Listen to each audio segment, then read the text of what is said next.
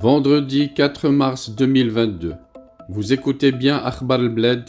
Bienvenue sur votre chaîne préférée.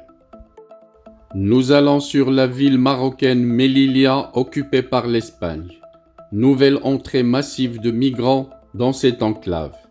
La ruée africaine vers l'Europe. Avant d'écouter les détails, n'oubliez pas de vous abonner sur votre chaîne préférée Akhbar al-Bled. Mais surtout, n'oubliez pas de cliquer sur la cloche pour être sûr de recevoir les nouveautés dès qu'elles sont publiées. Bonjour. Pour le deuxième jour consécutif, des centaines de migrants ont réussi jeudi à pénétrer dans l'enclave de Melilla, occupée par l'Espagne, sur la côte nord du Maroc, qui constitue avec celle de Ceuta la seule frontière terrestre de l'Union européenne avec l'Afrique. Au total, environ 1200 migrants ont commencé vers 7 heures du matin à franchir la clôture, lançant des pierres et utilisant des crochets et des bâtons contre les forces de sécurité espagnoles après avoir débordé les forces de sécurité marocaines. C'est ce qu'a indiqué la préfecture de Melilla. Selon la préfète Sabrina Mouh Abdelkader, 380 sont parvenus à entrer. Côté marocain, la situation était calme dans la nuit de jeudi à vendredi dans la petite localité de Bninsar qui jouxte l'enclave de Melilla encore occupée par l'Espagne.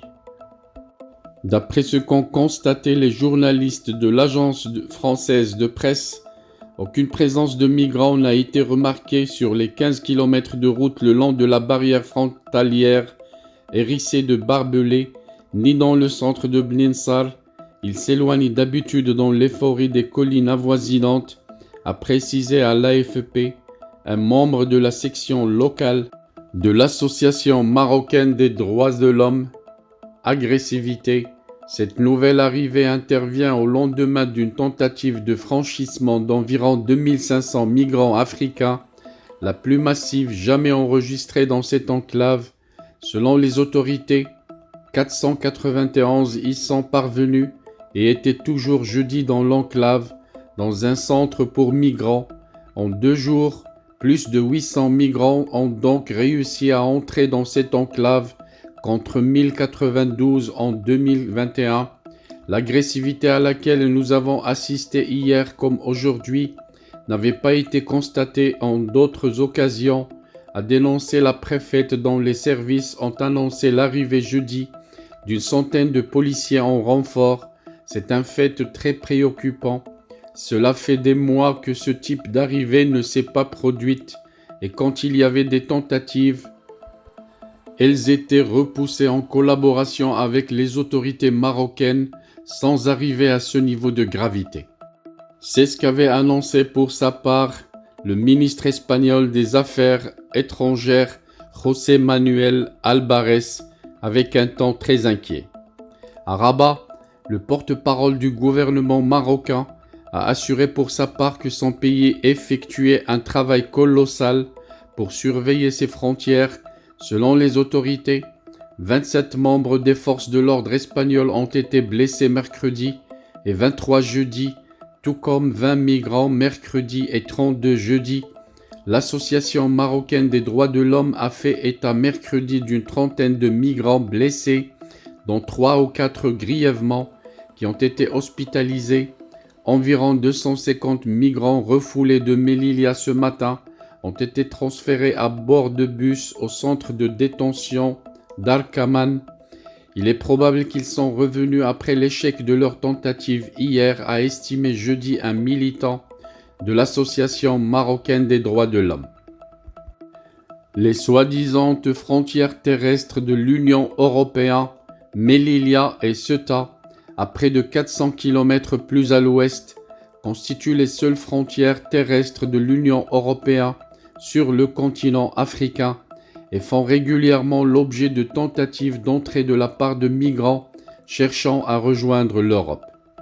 À Melilla, la fameuse frontière entre le Maroc et l'Espagne est matérialisée par une triple clôture grillagée d'une longueur d'environ 12 km, comme celle de Ceuta, Elle est équipée de caméras et de miradors.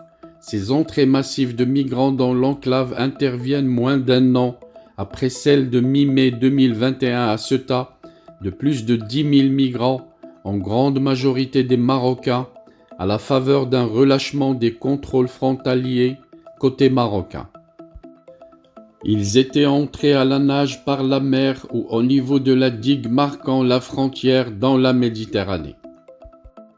À l'époque, ces entrées massives avaient eu lieu pendant une bruit diplomatique majeur entre Madrid et Rabat, provoqué par l'accueil en Espagne pour y être soigné du Covid, du terroriste séparatiste Ibrahim Ghali, qui avait accédé avec la complicité de l'Espagne au territoire espagnol sous un faux nom de Ibn Battush, avec un passeport algérien et à bord de l'avion présidentiel algérien.